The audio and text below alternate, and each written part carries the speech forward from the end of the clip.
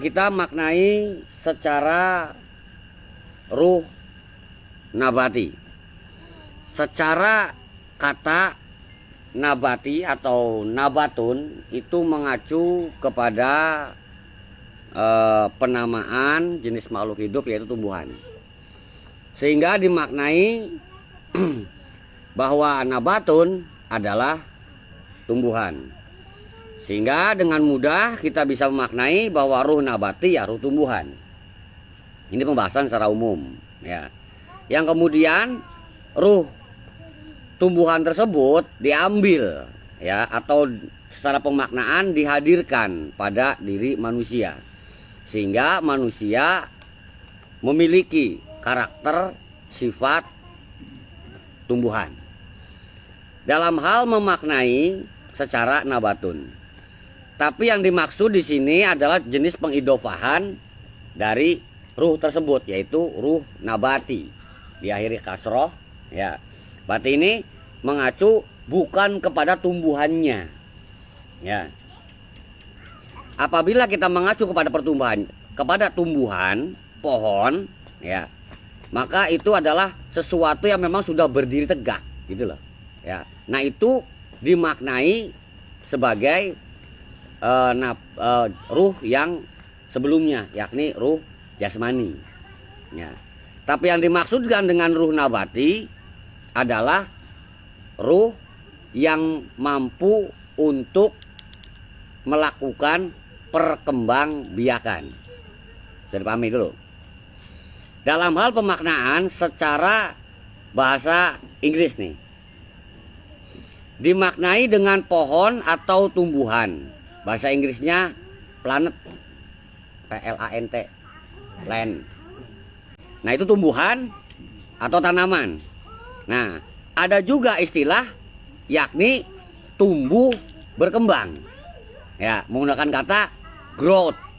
Ya, GROWTH, growth. Jadi pertumbuhan, perkembangan. Lah ini yang akan dibahas dalam hal ruh nabati itu adalah growth. Ya. Mengenai pertumbuhan ya dari kecil menjadi besar, termasuk juga adalah pengembangbiakan dari sedikit menjadi banyak. Ya.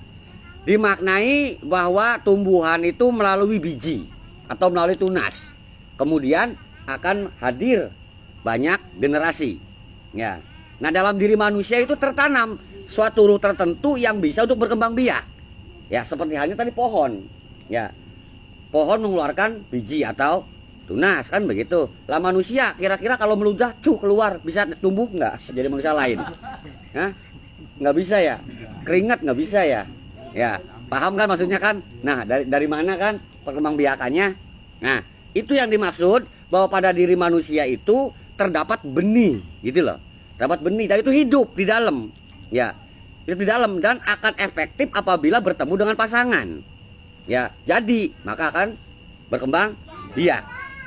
Ya jika memang kita adalah mungkin bukan ciptaan Allah, mungkin yang terjadi benih ini tumbuh sendiri di dalam mungkin. Ya bisa jadi. Ya jadi paralel gitu ya. Atau tumbuhan merambat, makhluk merambat misalkan. Lucu ya. Iya, kalau kita nabati membahas tanamannya bukan growthnya, bukan pertumbuhannya, yang terjadi nanti berbagai macam jenis nih. Ada tumbuhan yang memang tunggang, yang memang serabut, ya dikotil, monokotil kan begitu. Ada juga yang memang jenis bunga-bungaan, jenis buah-buahan, jenis kayu-kayuan kan begitu. Ya, macam-macam nih. Nah sampai pada jenis merambat. Emang ada manusia merambat? Ya, paling meraba ya. Yang itu kalau gelap. Ya meraba takut kejedor teh. Nah dalam hal pemaknaan pada diri manusia itu ada ruh untuk perkembangbiakan, sebutlah itu adalah nutfah ya, nutfah di situ ya, itu sebagai suatu ruh yang memang hidup di dalam diri ya dan siap untuk melaksanakan yakni prosesi pembanyakan atau perkembangbiakan. Seperti halnya yang dinyatakan ya dalam Quran surat Yasin. Ya.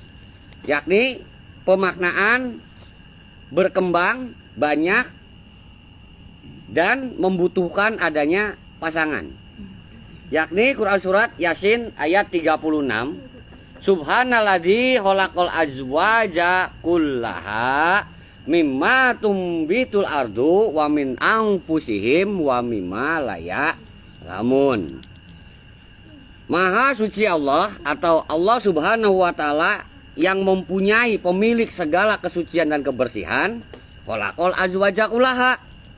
Ya, yang telah menciptakan yakni pasangan-pasangan kullaha semuanya. Ya. Mimma tumbitul ardu. Nah, di sini dimaknai dengan tumbitu. Ya, yumbitu dari kata nabata. Paham ya? Yakni dari apa yang ditumbuhkan ardu atau bumi, ardi. Ya. Dan itu pasangan atau membutuhkan pasangan. Yang ditumbuhkan oleh bumi sebutlah tumbuhan. Ya, kita ambil aja lah misalkan pohon mangga. Pohon mangga berpasangan dengan pohon mangga. Ya, nggak mungkin mangga nikah sama jambu gitu hasilnya duren, nggak mungkin. Ya, iya, bunga mawar dengan bunga melati jadi dia semboja itu nggak mungkin.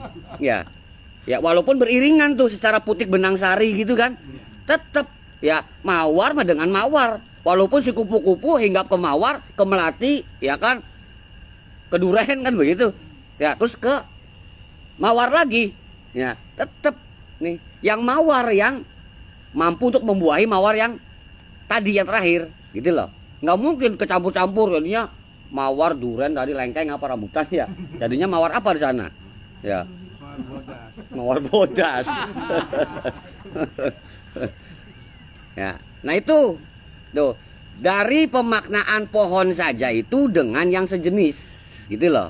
Maka manusia pun dengan sejenis atau jenis manusia nggak bisa manusia dengan embe. Ya, itu di sana ada jenis manusia menghamili kambing katanya. Ya, dan terlahir anaknya keluarnya kambing, tapi manggilnya bapak lagi. Suaranya beda. Ada di dongeng, nah berarti ada termakan dongeng. Ada di film Hollywood, wah Anda berarti termakan Hollywood. Cek di sekitar, di sekeliling, ya di lingkungan ada tidak ada. Ya. Nah kemudian dimaknai yaitu wamin anfusihim dan juga dari diri mereka sendiri. Ya, termasuk pada diri sendiri, anfus atau nafs, ya. Itu dihadirkan tentang hal pasangan. Contoh, bahwa Nabi Adam diciptakan dari tanah, ardu. Kemudian kami, kata Allah, menjadikan pasangannya. Ya. Darinya, jadi kedua tersebut, terlahirlah manusia yang banyak. Yakni berkembang biak. Nah, jadi, kalau mau berkembang biak, haruslah berpasangan. Ya. Dalam segala hal semuanya.